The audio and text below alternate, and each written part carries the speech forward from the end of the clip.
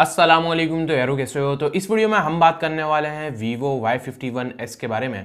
अब ये smartphone look wise भी काफ़ी ज़बरदस्त है यार Vivo की तरफ से, और मैं आप लोगों को बताऊंगा इसकी प्राइस भी, स्पेसिफिकेशंस का हम रिव्यू करेंगे और क्या आप लोगों को ये स्मार्टफोन बाय करना चाहिए या नहीं करना चाहिए। क्योंकि मैं अंदर ही मतलब बाहर से तो ये अच्छा लग रहा है, लेकिन अंदर से ये कैसा है मैं आप लोगों को ये भी बताने वाला हूँ। तो अगर आप लोग जानना चाहते हो Vivo Y51s के बारे में तो वीडियो को अंत तक जरूर देखो यार। तो स्टार्ट करते हैं। तो यार वीडियो शुरू करने से पहले अगर आप लोग इस चैनल पर नए आए तो सब्सक्राइब कर लें और साथ में बेल आइकन को भी दबा दें ताकि मैं कोई भी नई वीडियो अपलोड करूं तो आपको उसका नोटिफिकेशन आ जाए। और आपका एक लाइक और एक सब्सक्राइब मेरे लिए बहुत बड़ी मोटिवेशन है यार। तो प्लीज यार वीडियो को लाइक भी जरूर करें, सब्सक्राइब भी जरूर करें। और अगर आप लोग फेसबुक पेज पर देख रहे हैं तो प्लीज यार हमारे पेज को फॉलो जरूर करें और लाइक भी जरूर करें हमारे पेज को। अब अगर हम लोग बात करें Vivo Y51s के बारे में तो यार शुरुआत करते हैं इसकी प्राइस है। और आज ही के दिन ये आप लोगों को ऑफलाइन मार्केट में सभी जगह देखने को मिल जाएगा। और 8GB रैम 128GB वाला हमें वेरिएंट एक ही प्रोवाइड किया गया है और जिसकी प्राइस हमें 40,000 रुपए देखने को मिलती है। और इस प्राइस टैग में Vivo में क्या स्पेसिफिकेशंस प्रोवाइड कर रहा है मैं आप लोगों को ये भी बताता हूं। तो यार शुरुआत करते हैं इसके डिजाइन से। तो अगर हम इसको डिजाइन वाइज देखें ना तो यार नो डाउट हमें काफी जबरदस्त इसमें डिजाइन देखने को मिलता है और मुझे तो काफी ज्यादा पसंद आया यार। आउट क्लास डिजाइन प्रोवाइड किया है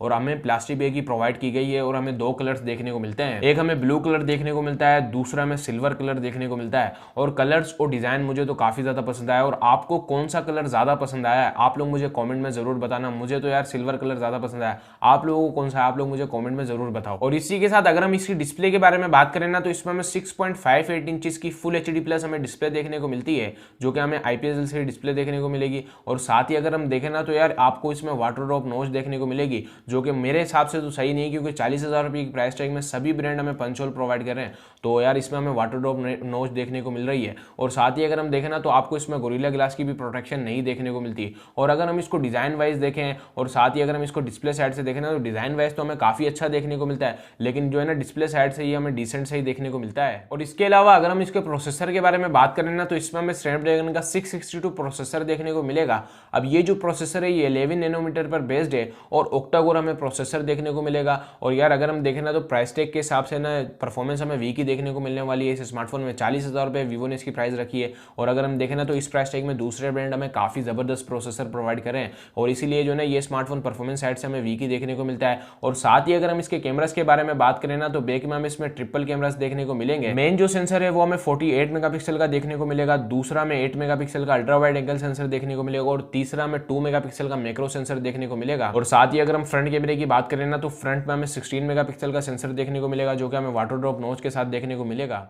तो चलो यार अब बात करते हैं इसकी बैटरी के बारे में। तो इसमें हमें 5000 mAh की बैटरी देखने को मिलेगी। आपको इसमें टाइप सी जैक और 18 वोल्ट की फास्ट चार्जिंग भी देखने को मिलेगी। तो अगर हम देखें ना तो बैटरी साइड से तो ये स्मार्टफोन हमें अच्छा ही देखने को मिलता है। और अगर हम इसके OS के बारे में बात करें ना तो इसमें हमें एंड्रॉइड 10 देखने को मिलेगा जो कि फ्रंट टच OS 11 के साथ देखने को मिलेगा। आपको इसमें side mounted fingerprint scanner, dedicated SIM slot और 3.5mm जैक भी देखने को मिलेगा। तो यारो ये थी यार Vivo Y51s की स्पेसिफिकेशन। और अब बात करते हैं क्या ये स्मार्टफोन आप लोगों को बाय करना चाहिए या नहीं करना चाहिए। तो अगर हम देखें ना तो ये स्मार्टफोन अच्छा तो है, लेकिन क्या मसला है मैं आप लोगों को ये भी बताता हूं। तो अगर हम देखें ना तो प्राइस जो है ना वो इस स्मार्टफोन की काफी ज्यादा देखने को मिलती है। इसीलिए जो है ना ये स्मार्टफोन मतलब परफॉर्मेंस साइड से सब चीज में ये अच्छा स्मार्टफोन है। इसकी जो प्राइस थी वो 30,000 रुपये भी होती ना तो सही था ये स्मार्टफोन, मतलब मैं ये कहता कि आप लोगों को रिकमेंड करता।